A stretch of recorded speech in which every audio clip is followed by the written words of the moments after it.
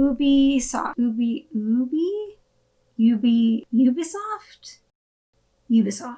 Hi YouTube! Very recently, Ubisoft invited me to try out their new game, Immortals Fenyx Rising, formerly known as Gods and Monsters, which was shown back at E3 2019 for the first time. This game, of course, is very relevant to my interest, very relevant to this channel, because it will be coming out on Nintendo Switch. By the time you see this video, the Ubisoft Forward event will have already happened, and of course, I'm filming this at a little bit of a disadvantage because I haven't seen the Ubisoft Forward event. I don't know what they're going to say, if they're going to give announcement details for when it's coming out, and things like that. So present you watching this right now definitely knows more than past tense me, the person filming this. I might share a few of the basic things I learned about the game while playing, and hopefully it won't be too duplicative. My main goal is not to tell you everything about the game, it's to show off my gameplay experience and tell you my first impressions of it. By the way, when I originally recorded this video, I did record my face so that I could put it together so you could see my one-on-one reaction of playing the game, but it was really just 2 hours of this.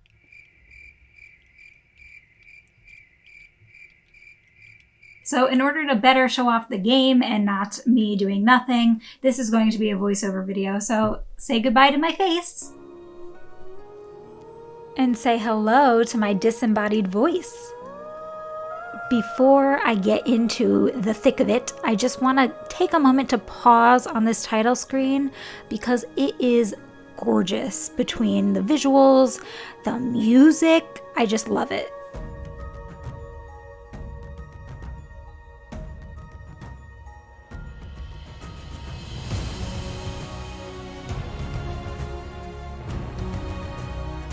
Ubisoft Quebec presents the video game formerly known as Gods and Monsters. So Immortals Fenyx Rising.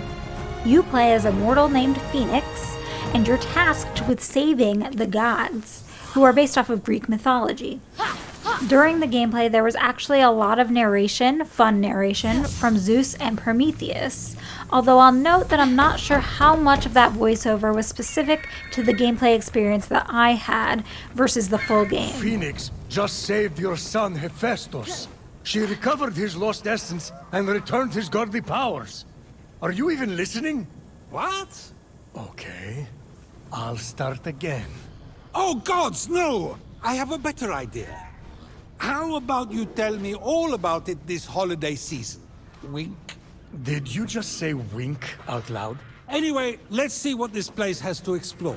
Puzzles, vaults, I'm sure there's a lot to see. I wanted to include at least one of these exchanges between Zeus and Prometheus because I think regardless of which of these make it into the final version of the game, it speaks to the vibe of the game itself. The dialogue is just supremely witty, and the game, despite being, a somewhat quote-unquote serious subject matter, it's the end of the world after all, it doesn't take itself too seriously, and there's a really nice balance, at least from what I've experienced, between that serious side of things, the scary monsters, the saving their world, and the witty, fun, lighthearted side of things. I did what I thought a good father figure should do. Disclaimer here, want to make sure that I'm clear that I'm talking about my experience with only the few hours of gameplay that I had. They're first impressions of the game. This is not an overall game review. So let's address the elephant in the room. The huge Nintendo franchise-sized elephant in the room. Yes, this game is a lot like Breath of the Wild. At times, it feels excessively like Breath of the Wild. It's an action-adventure game in a huge, gorgeous open world featuring RPG and heavy puzzle elements. Visually, it also looks like Breath of the Wild, although I'll chalk some of that up to the open world and the scale of the main character being similar visually. The game also features areas where you can leave the open world and visit Tartarus to complete separate puzzles or challenge battles in order to improve your skills.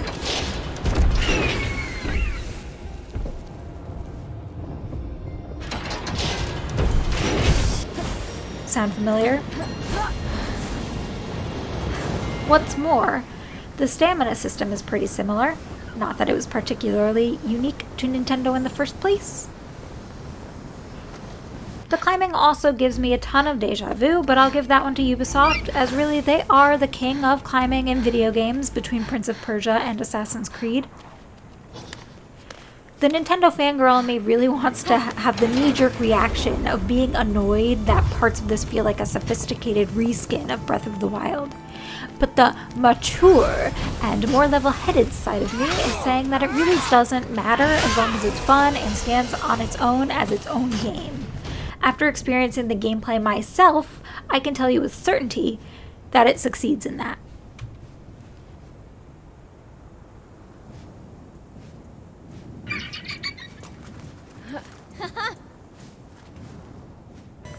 Despite the unmistakable similarities, this gameplay does feel distinctly Ubisoft. I think part of it is the side quests and the map markers, and part of it is the cheeky, bordering on cheesy, slightly more adult-oriented dialogue and humor. What is this? It smells like honey, and the first day of spring, and my first kiss, all rolled into one. Phoenix got into the ambrosia too? Prometheus! I'm a big Assassin's Creed fan, and I could feel some of that franchise sneaking in with the movement and the side quests, as well as the side character variety. Traversing the land felt smooth and natural, and combat was simple. I was playing on easy, though, so that's worth noting. The difficulty can actually be changed throughout the gameplay, so if you encounter something that's a little bit too difficult, or if you want some extra challenge, you can change that at will. Which I love personally. Sometimes I want to play a game just for the puzzle, just for the story, just for exploration, and in those cases, I love having the option to play where the combat is not too difficult. Excitingly for me, some of the puzzles were super difficult. In the course of my gameplay, I actually gave up on a few because I felt I was spending too much time on them.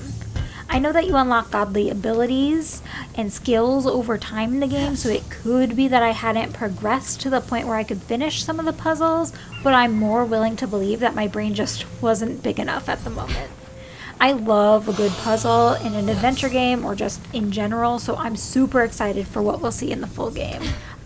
Some people prefer to have that challenge in the combat elements. I'm one of the people who prefers to have that in the puzzle and exploration elements. So for me, mwah, chef's kiss. Perfect. Love it.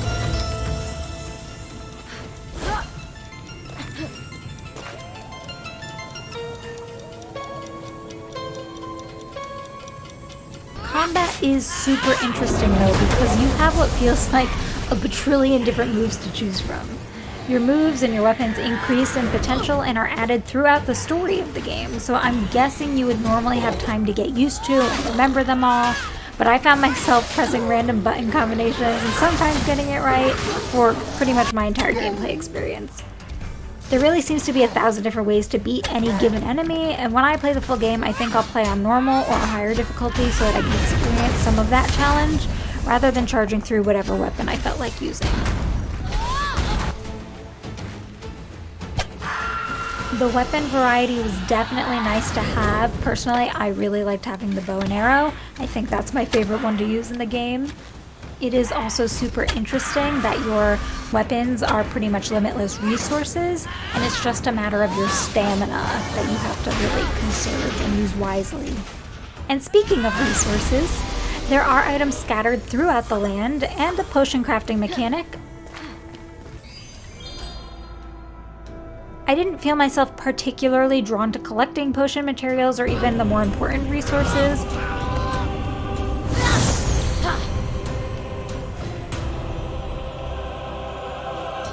A strange coin, bearing Charon's mark. Typhon stole those too? Charon was saving up for a bridge! But when I have more incentive to work on upgrading my character in the full game, I can definitely see myself hunting down these items to stock up on potions and whatnot. Overall, I really enjoyed the gameplay that I got to experience in Immortals Fenyx Rising, and I can see it going really far. I'll update in the description down below with any release information that comes out during the Ubisoft Forward, because I honestly don't know it right now, but hoping that we'll see this come out this holiday season. It takes a lot of the good features of Breath of the Wild and it mixes them with a lot of the good features of Assassin's Creed, and then throws in its own little extra sauce in the form of a fun play on Greek mythology and unlockable abilities that help you fully explore the beautiful open world you've been placed into. I think that Zelda fans will definitely find themselves at home in this game. Definitely looking forward to the full game so that I can fully experience the story and the building ability system, and also just really excited to play this game on the Switch.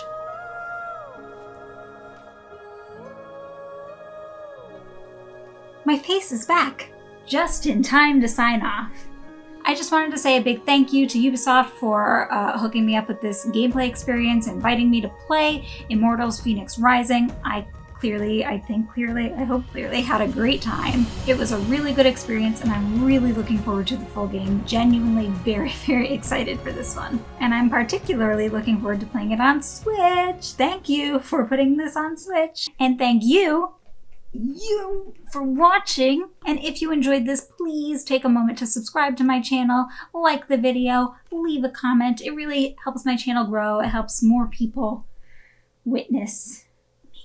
And in particular, leave a comment down below to let me know what you're thinking about Immortals Fenyx Rising. Will you be picking it up on day one? Is it definitely a Switch buy? Are you looking for it for another console? Are you going to wait and see what the reviews are like upon launch or what? It's going to be day one for me. Guarantee it. I still don't know when day one is. Possibly by the time you see this video, the release date will be announced. But as of now, no clue. Thank you again for watching. I'll talk to you all soon. Love you. Tiku tiku.